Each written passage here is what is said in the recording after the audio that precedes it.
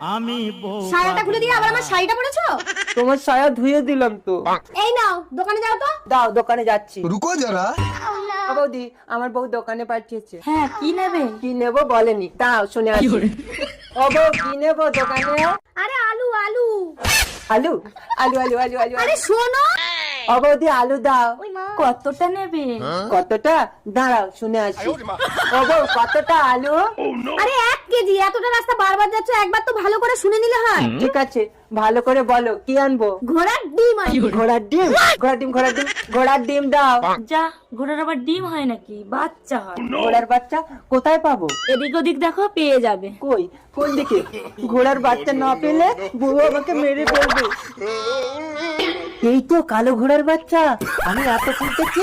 এই নে টাকা, চল আমার বউয়ের কাছে। ও, ঘোড়ার ডিম পাইনি, বাচ্চা এনেছি। মরো।